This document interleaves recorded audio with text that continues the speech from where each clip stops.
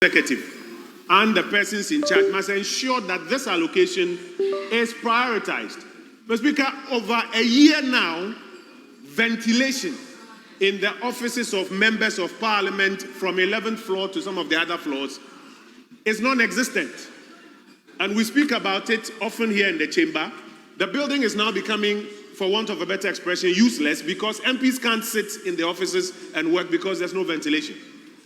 Basic things like printers, at least on a floor, so that if a member of parliament and his research officer have done some research to come to the floor and do some work, sometimes you literally have to go to Osu to go and print because as an institution, we haven't provided basic things like printers, at least on the floors.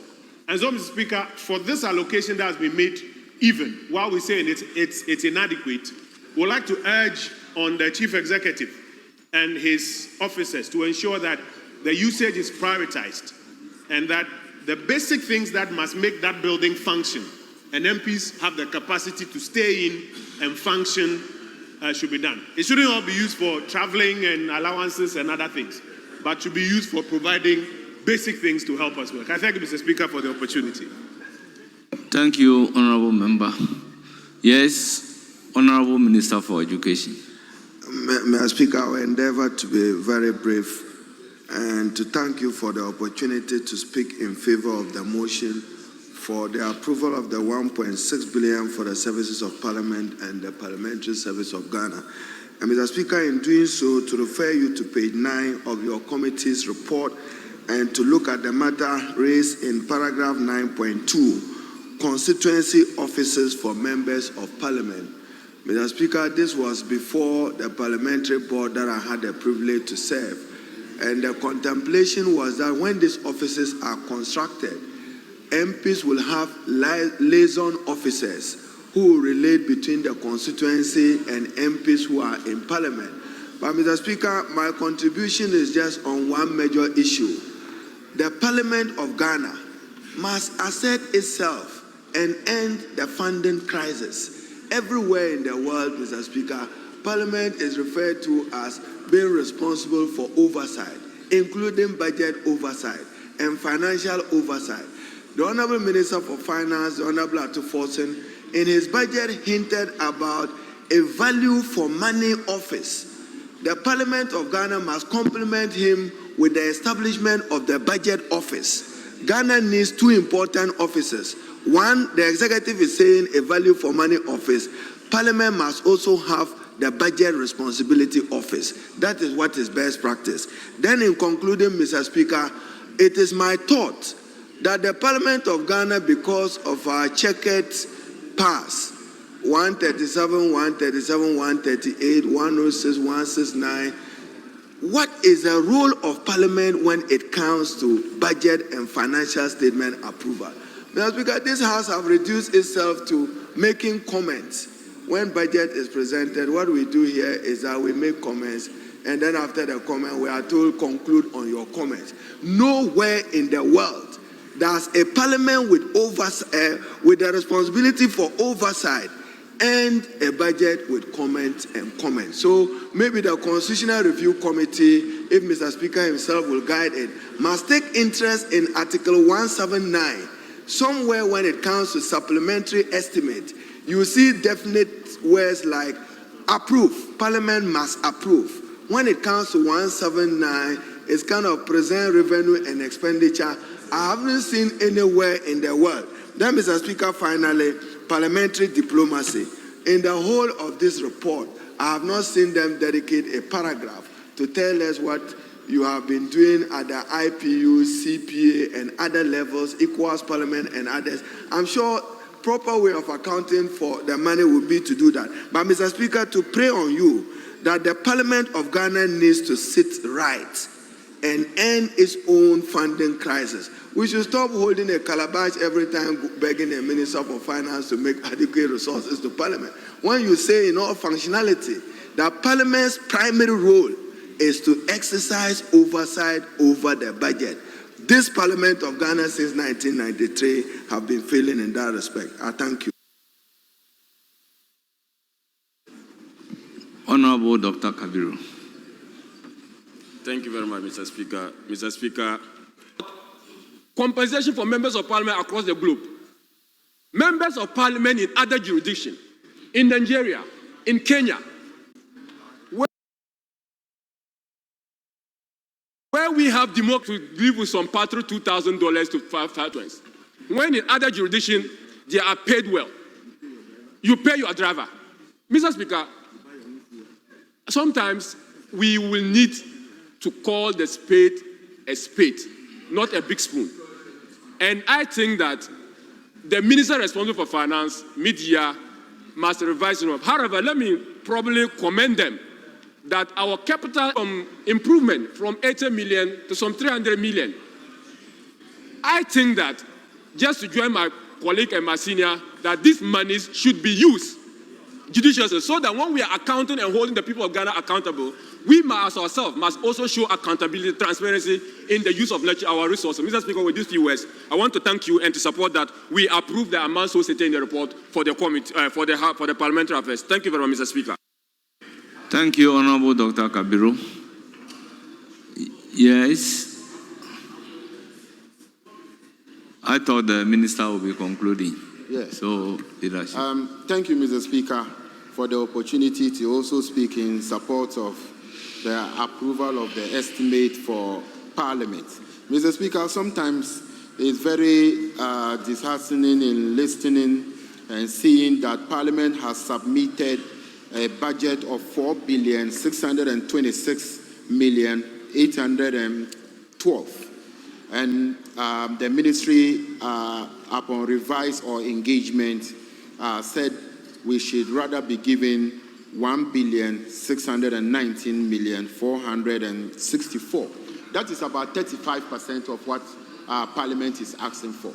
Deputy Minister for Finance, this is very bad that the institution Parliament that you belong to have submitted a budget, 100% of what they requested for, you only give them 35% of what they have allocated. Mr. Speaker, when you know very well that Parliament needs this money, Mr. Speaker, I am not in agreement with the fact that we should wait until mid-year budget for government to review the allocation to Parliament. I think that within this budget, they can be able to find a fiscal space to be able to increase the allocation to Parliament. You are buying 4 helicopters. We don't need 4 helicopters. You are buying 2 luxury jets. We don't need 2 luxury jets. So you should reduce the number of helicopters that you are going to buy, reduce the number of the presidential jet that you want to buy, so that Parliament will be able to have enough resources.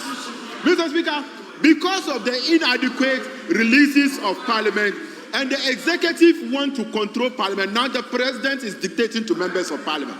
When the majority chief whip and the majority leader file or intend to file a private member's bill, the president is telling them to reduce it. Why? Their oversight, their rule as members of Parliament. Because of what? To withdraw. We have the official letter from the presidency to the members of Parliament. But he has instructed that you should withdraw it, Mr. Speaker. Mr. Speaker, the executive have no authority to dictate what happened in Parliament, Mr. Speaker. Mr. Speaker. Please, continue. Mr. Speaker, I will appropriately give you the floor. Mr. Speaker, when you go into our offices, it is very sad that many members in our offices, our air conditions are not working. When you have a visitor, you have to look for another member office where the air condition is working to be able to entertain that visitor. Mr. Speaker, for more than 4 years, there has never been an occasion that the MP's lift, both lifts are working. It's either one is working or it is broken down. On many occasions, Mr. Speaker, you will be able to have to use the lift. Mr. Speaker, the Minister for Education, Honorable Haruna Iddrisu, was asking that there was no space to capture international organizations like IP and CPA. It is sad to report to you that even attending such international organizations, there's no money to go. CPA, Commonwealth Parliament Association, my colleague here, Honorable Jerry Ahmed, wanted to attend it in Barbados. They could not because Parliament could not fund it. There's no allocation of money. And there was no resources to be done. Mr. Speaker, it is very sad. Mr. Speaker, it is very sad to the extent that, Mr. Speaker, it is very sad that because we are not having releases, international organizations, many people could not. So, Mr. Speaker, Mr. Speaker, there are many occasions that the Speaker, the first Deputy Speaker, who attend Pan-African parliaments, many occasions he has to pre-finance. On many occasions, the first Deputy Speaker has to pre-finance his trip to Pan-African Parliament.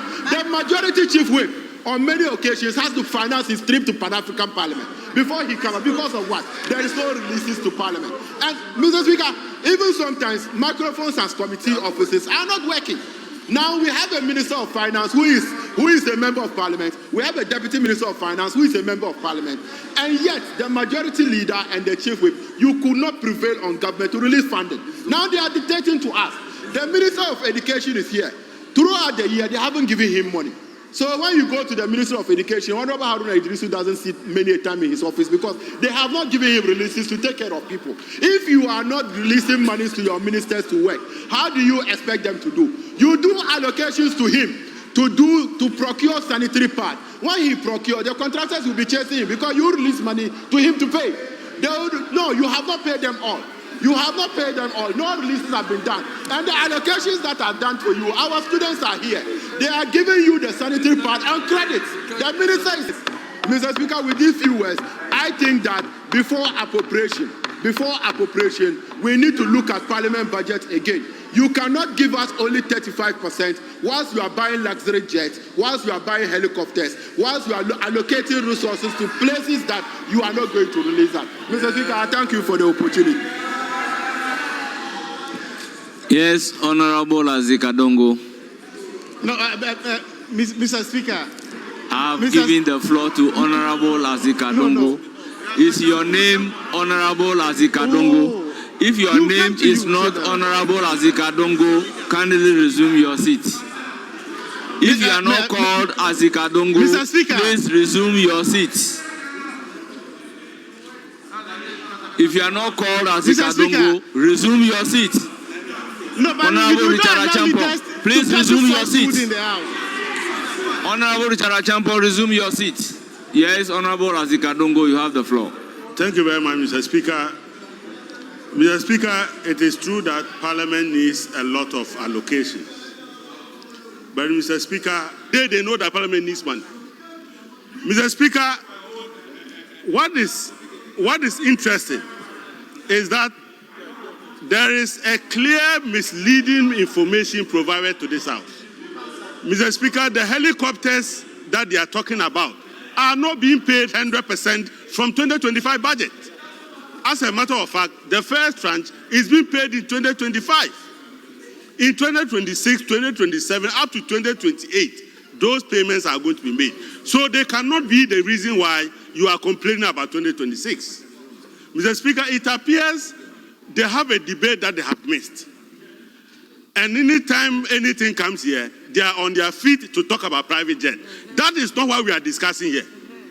We are not discussing helicopters. That is gone.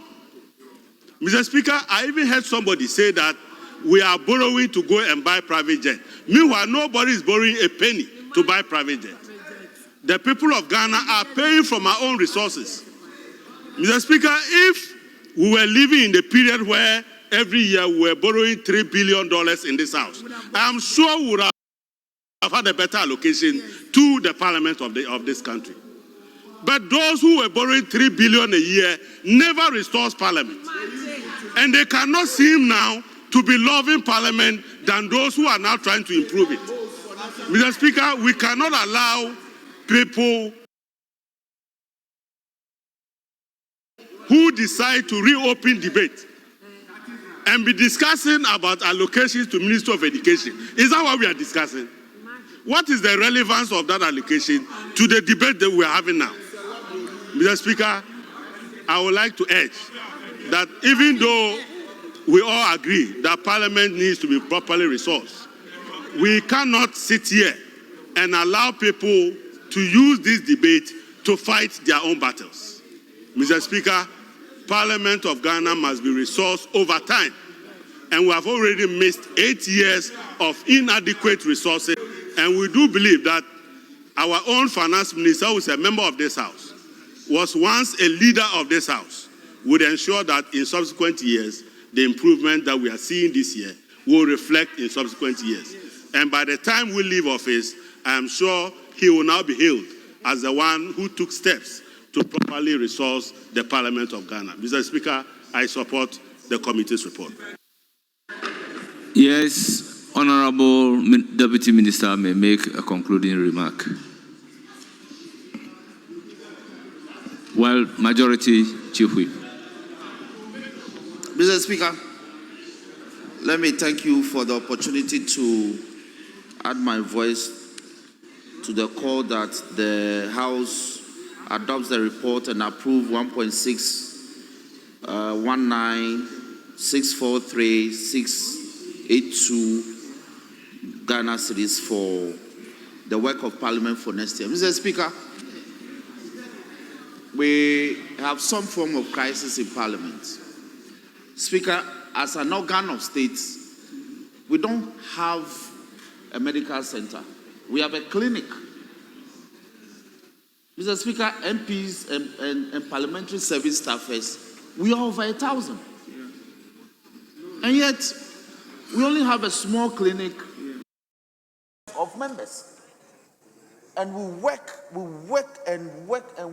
overtime. So I was hoping that the committee would